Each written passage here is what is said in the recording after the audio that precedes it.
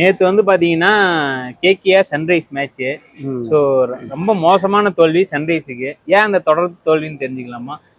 Sunrisers பார்த்தீங்கன்னா அவங்க owner வந்து ஃபுல்லாக பேட்டிங் டெப்த்லேயே வந்து பேட்ஸ்மேனாக எல்லாத்தையுமே இந்த டைம் ஏலத்துக்கு எடுத்துட்டாங்க. பவுலிங் நல்ல ஒரு ஸ்விங் பவுலர் புவனேஷ்குமார், அப்புறம் டெப்த் ஓவரில் நல்ல ஏர்கர் பவுலர் நம்ம சேலத்தை சேர்ந்த நடராஜன்.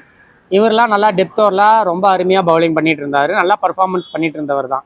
இவங்க ரெண்டு பேர்த்தையுமே இந்த டைம் ஏலத்தில் சன்ரைஸ் எடுக்காம விட்டது அந்த டீமுக்கு வந்து கண்டிப்பாக ஒரு பின்னடைவு தான். அப்புறம் பார்த்தீங்கன்னா ஷமி எடுத்தாங்க. அவர் கொஞ்சம் இப்போ தான் அடிபட்டு சாம்பியன் ட்ராஃபியில் ஓரளவுக்கு பர்ஃபார்ம் பண்ணார் ஷமி. அதுக்கப்புறம் பேட் குமினஸ், இவங்க ரெண்டு பேர் மட்டும்தான் வேர்ல்டு கிளாஸ் பவுலர்ஸ்.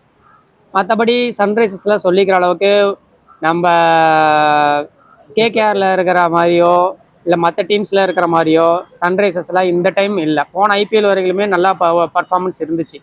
இந்த பேட்டிங் ஸ்ட்ராங்காக வச்சுருக்குறாங்க, ஆனால் பவுலிங் இம்பார்ட்டன்ட் சார். பேட்டிங்கு அதுவுமே ஃபஸ்ட்டு ஒரு மேட்ச் மட்டும்தான் எல்லாரும் ஐபிஎல் வரலாற்றுலேயே இவ்வளோ ரன் போகும், 300 ரன் ஸ்கோர் பண்ணுவாங்க அப்படிங்கிற அளவுக்கு ஃபஸ்ட்டு ஒரே மேட்ச்சில் மட்டும்தான் அடித்தாங்க.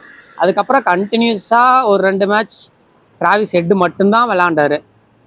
இஷான் கிஷானோ அபிஷேக் சர்மாவோ ஒன்றும் பெருசாக பர்ஃபார்ம் பண்ணலாம்.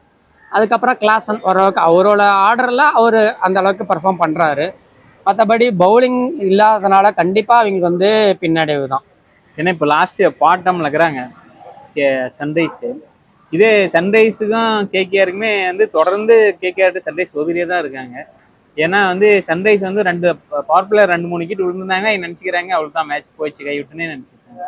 டாஸ் வின் பண்ணி ஃபர்ஸ்ட் பேட்டிங் எடுக்கிற டீமு நேற்று மேட்ச் பார்த்தீங்கன்னா டாஸ் வின் பண்ணி செகண்ட் பேட்டிங் எடுத்துக்கிறாங்க.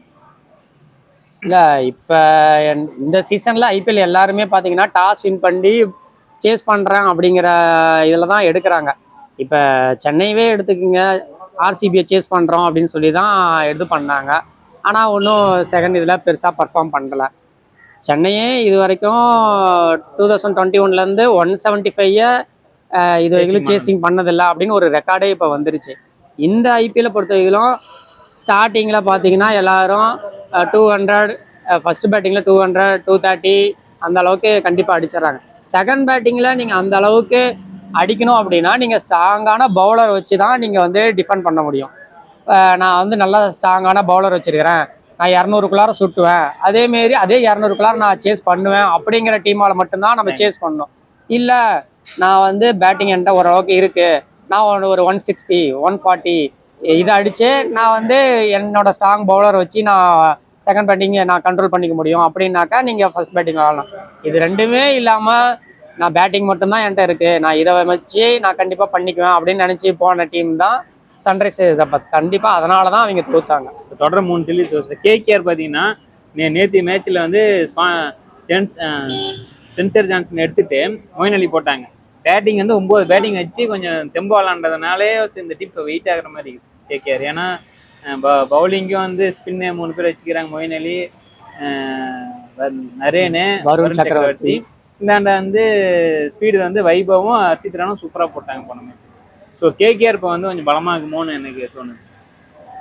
இல்லை கேகேஆர் பார்த்தீங்கன்னா அவங்க ஃபுல் ஆல்ரவுண்டர்ஸ் மாதிரி தான் பேட்டிங் பண்ணுறாங்க. ஆண்டே ரசல் இருக்கார், அவர் பேட்டிங்கும் பண்ணிடுறாரு, பவுலிங்கும் போட்டு கொடுத்துட்றாரு. அதேமாரி சுனில் நரேனு அவர் வந்து ஸ்டார்டிங்லேருந்தே இன்னமும் கேகேஆர் வந்து எல்லா மேட்ச்லையுமே எல்லா ஐபிஎல் சீசன்லையுமே ரீட்டைன் பண்ணி அவரை இன்னமும் வச்சிட்ருக்காங்க.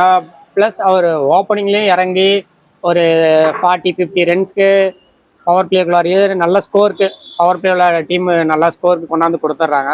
அதனாலேயே அவங்க நல்லாவே சேஸ் பண்ணுறாங்க. ப்ளஸ் வருண் சக்கரவர்த்தி அவரும் 4 ஓவர் நல்லா கண்ட்ரோலாக பண்ணி கொடுத்துட்றாரு. அதுக்கப்புறம் அவங்களுக்கு இதுவே 8 ஓவர் ஆயிடுச்சு. அதுக்கப்புறம் 3 ஓவர் ரசல் போட்டு கொடுத்தாங்கனாக்கா அதுக்கப்புறம் ஸ்பீட் ஓவர்ஸ் கண்டிப்பாக போட்டு நல்லா பர்ஃபார்ம் பண்ணி கொடுத்துறாங்க.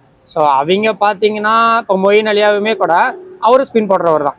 நேற்று யூஸ் பண்ணவே இல்லை, ஆனால் ஆல் அவுட் ஆகிட்டாங்க. அவரும் ஸ்பின் போடுறவர் தான். ப்ளஸ் ஒரு நல்ல பேட்ஸ்மேன். அவர் வந்து பார்த்தீங்கன்னா சென்னையாக இருக்கட்டும், ஆர்சிபியில் இருக்கட்டும், ஒரு 2 டவுனோ இல்லை 4th 5th டவுனோ இறங்கி நல்லா பர்ஃபார்ம் கொண்ட பேட்ஸ்மேன் தான், நல்ல ஹிட் பேட்ஸ்மேன் தான்.